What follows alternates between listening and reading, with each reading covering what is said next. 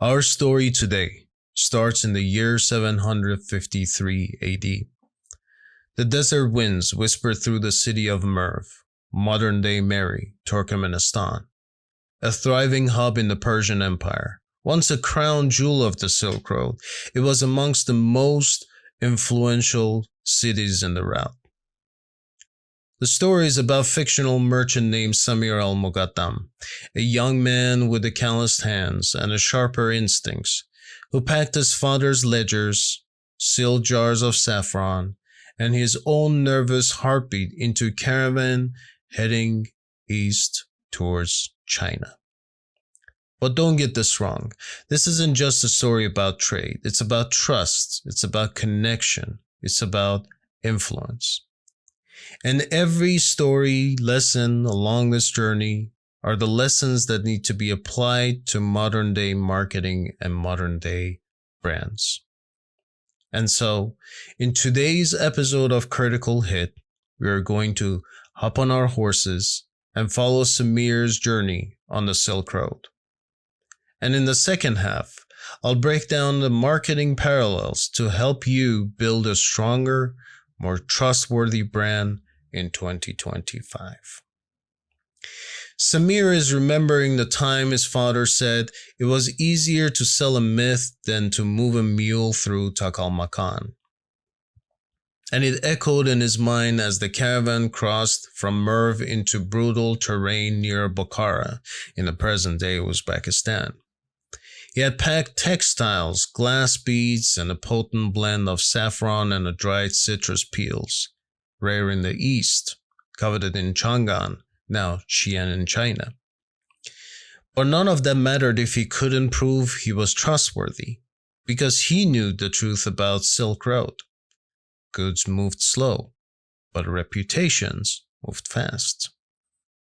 Samir's first test came in the oasis town of Danhong, modern-day Gansu province of China.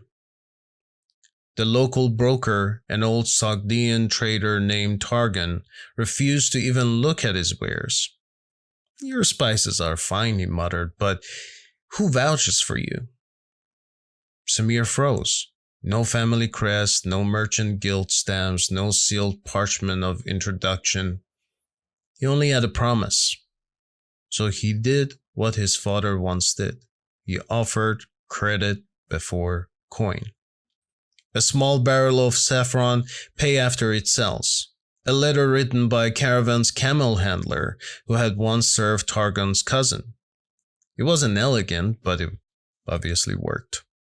Targon grunted, cracked a grin, and waved him in. Trust opened doors where coin couldn't. And Samir learned his first real rule of the trade. You're not selling product, you're selling the promise. The road east of Bukhara, modern-day Bukhara in Uzbekistan, narrowed into the stretches of dust and wild salt brushes, but it opened Samir's eyes wider with each passing league. The desert was unforgiving, but the stories were endless. A week's ride brought them to Samarkand. Samir had heard of it from his father. It was called the Mirror of the World, a city that caught the reflections of empires in its tiled domes and the turquoise mosques. But no story had prepared him for the pulse. The walls shimmered with the sapphire-glazed bricks. The market smelled of pine resins, dried apricots, camel sweat, and burned frankincense. Languages collided mid-sentence. Sogdian, the now extinct tongue of Iranian traders from what is modern-day Tajikistan and Uzbekistan, Arabic, rich with cadence of Quran and poetry for centuries, Sanskrit, the classical language of ancient India still echoing through Hindu rituals and modern-day Hindi. And old Chinese ancestors to today's Mandarin, spoken by scholars of the Tang court and etched into bamboo scrolls with delicate precision. Each word felt like a relic, each conversation a code passed between worlds.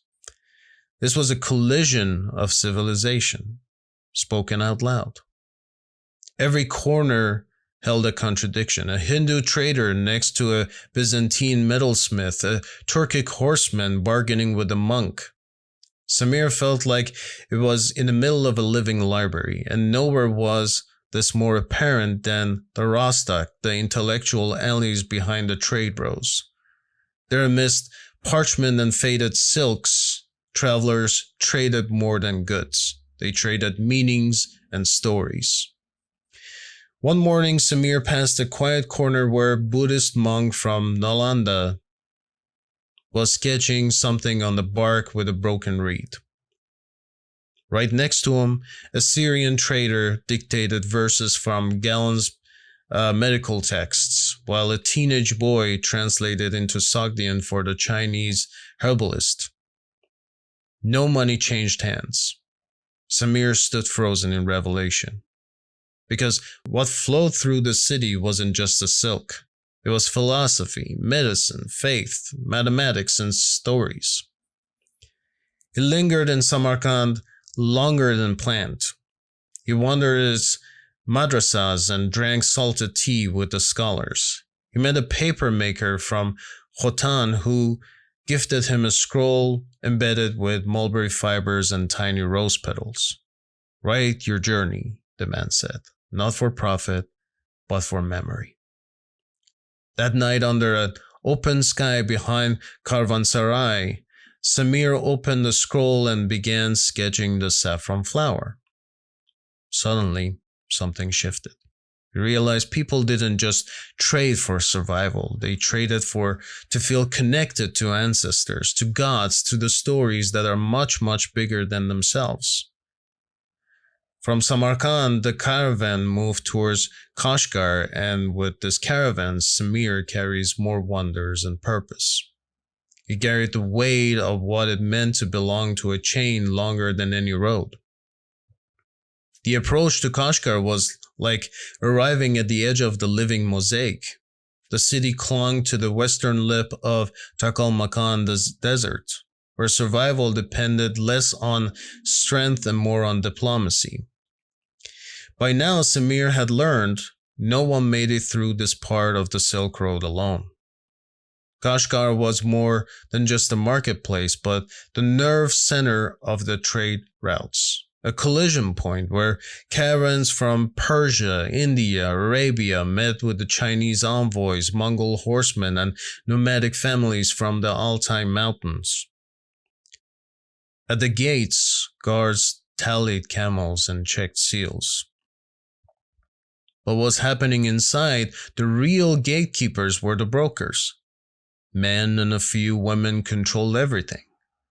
One of them was the guy named Behtash, the Turkic middleman with the silver rings on every finger and the voice that sounded like had been carved from the stone. Behtash spoke 7 languages, remembered names like a scholar, and knew exactly which trader had what kind of temper. You don't need a perfect product, he said. You need a perfect introduction. And Behtash took 10% of every deal. And Samir felt like it was a good deal because that meant connection and protection from him, safe passage, inside prices, warnings about political shifts in court of Tang dynasty, and perhaps most valuable, Behtash taught Samir how to signal credibility without speaking a word. It was in the fabric he wore. Deep blue meant you've done business in Byzantium. It was in the wax stamp he now carried from the caravan guild in the Samarkand. It was in the way he greeted elders first and never bargained in the streets. Samir watched closely and adapted to these changes. And then on the 12th night, he found himself sitting at the fire beside a merchant from Loyang, who passed him dried plums and asked without hesitation, "Are you the Persian with the silver-wrapped saffron?" Not what's your price, not how much you bring, but are you the one that they speak of? That's when it hit Samir. His reputation had arrived before he did. Not because of scrolls, not because of loud proclamations, but because of middlemen, because a Behtash whispered his name in the right ears, because a tea trader in Danhuang remembered the citrus peel blend, because a paper maker's scroll had ended up as a gift in a temple east of Lapnor. By the time Samir's caravan left Kashgar, now Kashi, China, they had shrunk from 20 camels to 12. 2 had fallen sick crossing the stony corridor past Yarkand, and 1 had simply collapsed from exhaustion under a cargo of copperware and dyed cotton.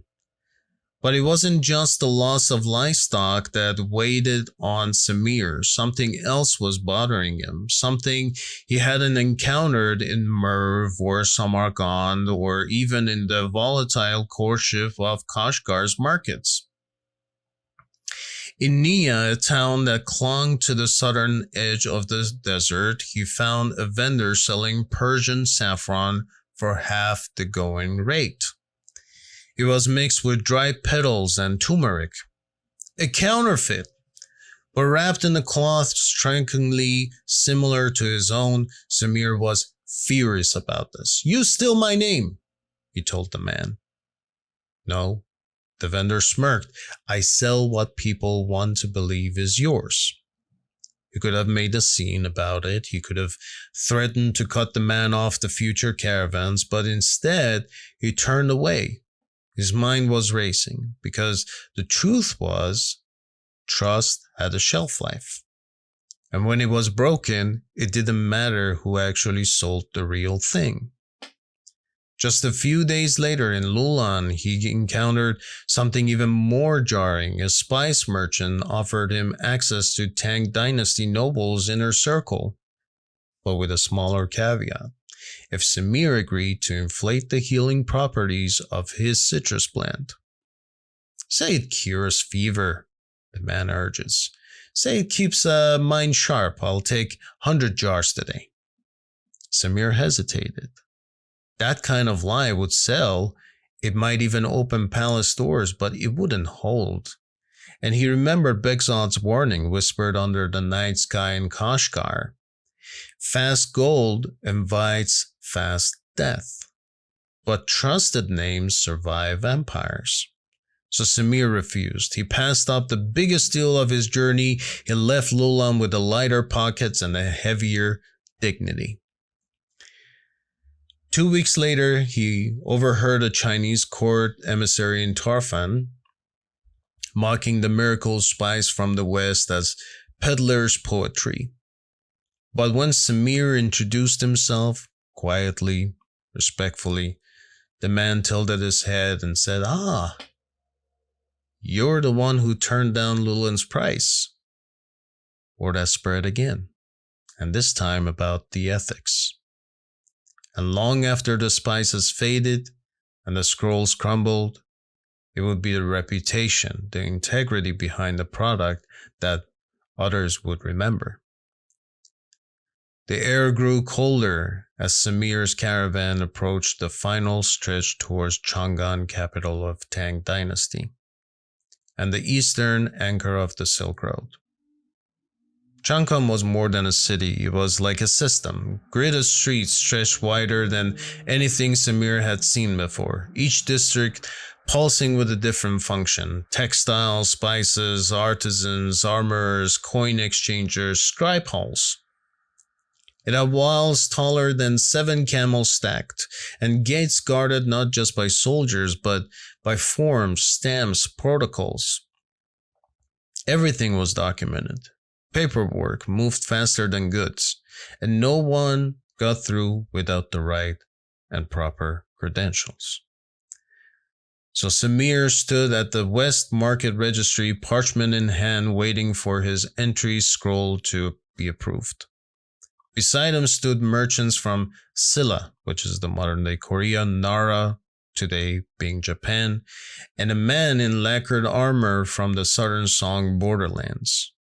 Messages were dispatched by horse relay, early express couriers that spanned hundreds of miles. Traders used chops like digital signatures. Guilds verify merchant history, scrolls logged inventories, credits, and incident across the route. Every interaction was layered with meaning: what language you used, which translator you hired, how well your caravan complied with the gate customs. His merchant seals, pressed carefully into the ledger with a carved ivory stamp, was access. He was now part of something bigger than his own journey, a nod in the massive invisible chain that stretched from Byzantium to Beijing, from Merv to Mekong, and from salt mines in the Sahara to scholars in Silla. Again, trust, connection, and influence. And these weren't abstract values. They were the architecture of an ancient operating system crafted not by code, but by the caravan. And what Samir lived through, we're still living through today.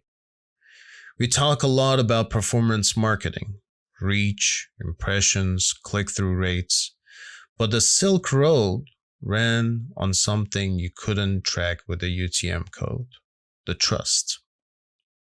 Remember when Samir got blocked by the Sogdian broker in Danhong? No matter how good his saffron was, he didn't have the social proof.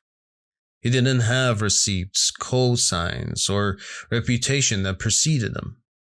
In modern terms, he didn't have brand credibility. You can't skip the who vouches for you part.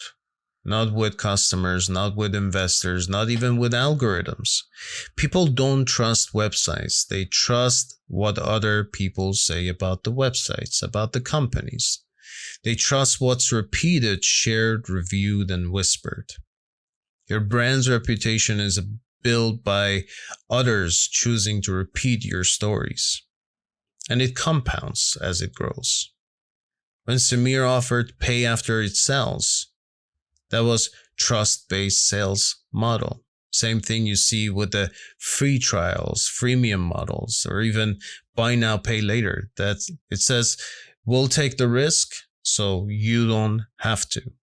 So if your audience isn't converting, it might not be about the product itself. It might be the lack of trust, scaffolding around it. Ask yourself, who's vouching for us right now? Where's the proof embedded before the pitch? Are we putting friction where there should be reassurances? Because trust doesn't show up after conversion. And again, let me take you back to Samarkand, where Samir watched a monk, Syrian scholar, a teenage translator, and a Chinese herbalist all interact with no money exchanges, just ideas. You can say the monk was the content. The crowd was the engaged audience. The story that exchanged was the top of the funnel activity that we're talking these days. Long before websites and webinars, the Silk Road ran on narrative announces. Content was trust in motion, and Samir caught on to it. He stopped leading with his saffron, what it was, the product description. He started leading with what it meant, stories about the soil it grew in, the families who picked it, and how it warmed aching joints in the mountain winters. What he did was emotional anchoring, which we call brand storytelling. And so this is not a new concept, but here's what marketers forget.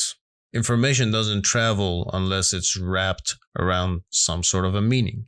That's why the about page is very, very important.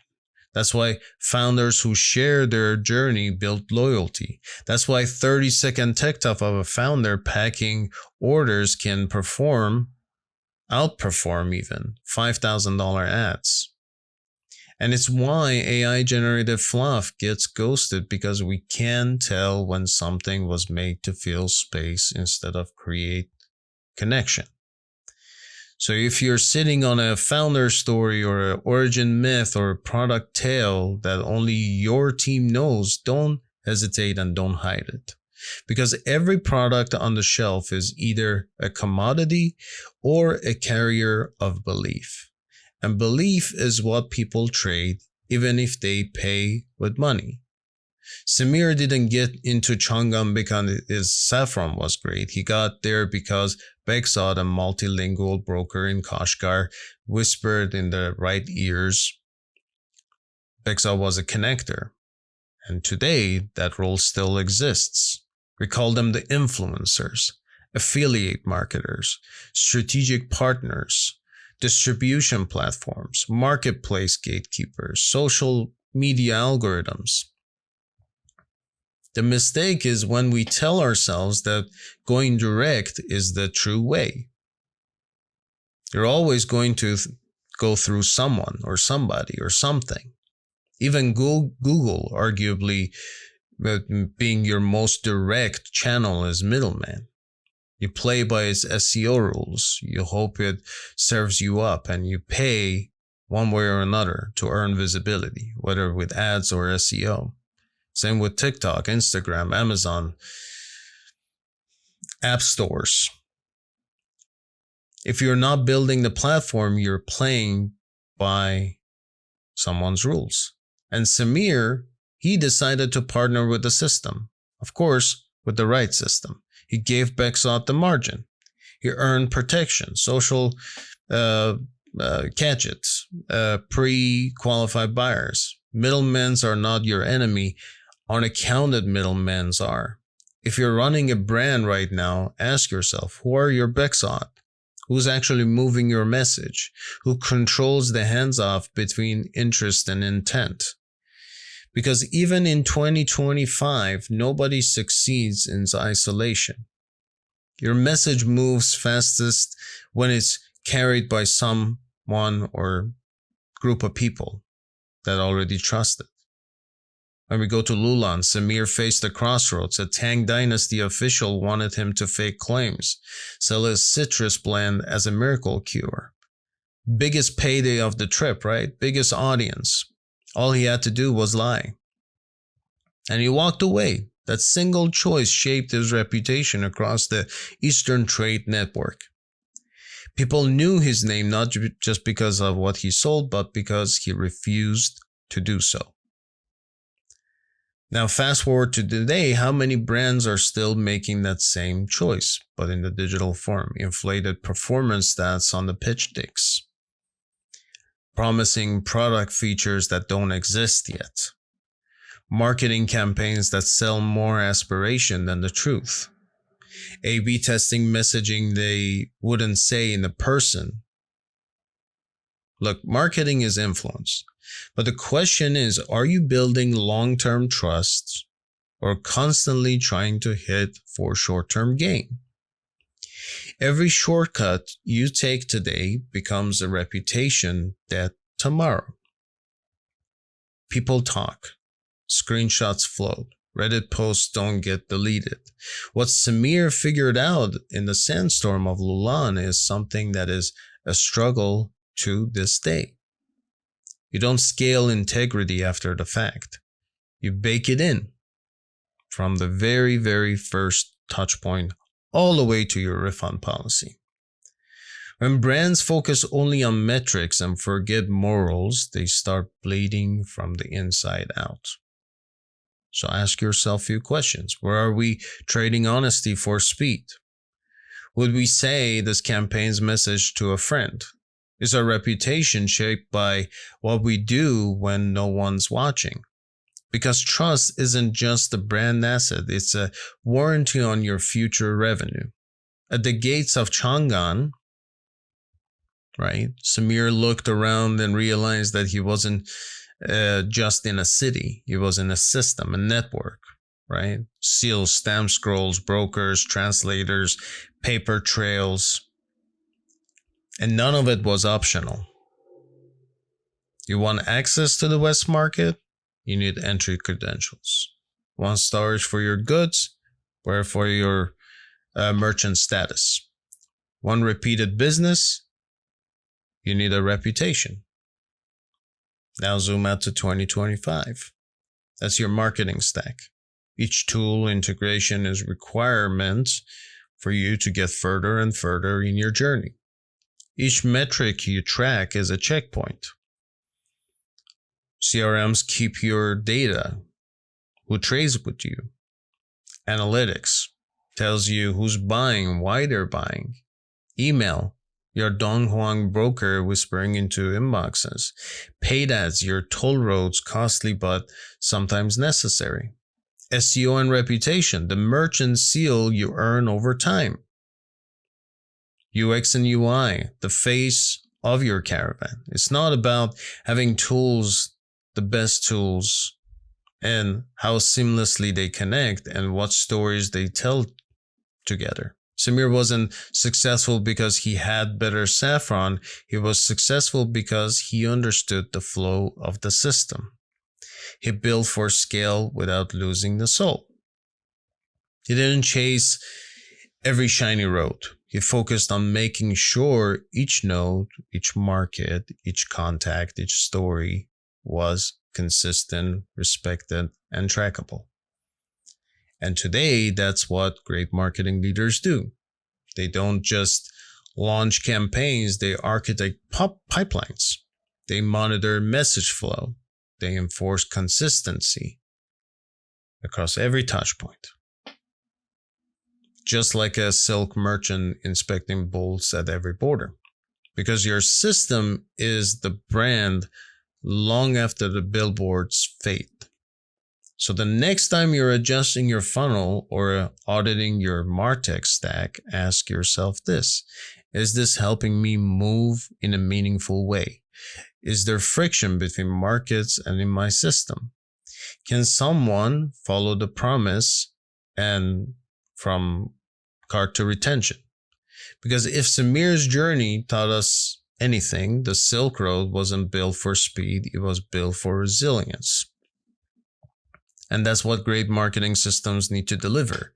So what does a spy trader from 753 AD have to teach us today? Everything. Because while tools evolve, behavior echoes. And the deeper you understand how humans build trust, spread ideas, and move through systems, the more prepared you're going to lead in the market, in any era. Samir's journey wasn't about trade, it was about connection, it was about alignment, it was about building something that outlives the caravan. And if you're serious about building a brand in 2025, you're not just running ads, you're walking your own Silk Road. So make it count. Next time on Critical Hit, we are going to shift gears into SaaS growth hacking in the age of AI. If you're tired of growth playbooks that are already outdated by the time you implement them, this one's going to be for you. Need help building your marketing roadmaps or fixing the cracks in your current system? Head over to medici.com and book a strategy session with me. Let's find out what's working. Let's find out what doesn't work and what needs to change. And we're going to get that done together. If you want to be a guest on this podcast, share your own stories, a lesson, or maybe a unique approach to marketing that needs to be heard, go to betashmujedi.com/contact and sign up. I'd love to bring your voice into the conversation and have a chat with you. That's it for today's episode of Critical Hit. I hope you enjoyed it. I'm Behtash Mujedi, your host. Thanks for walking the road with me.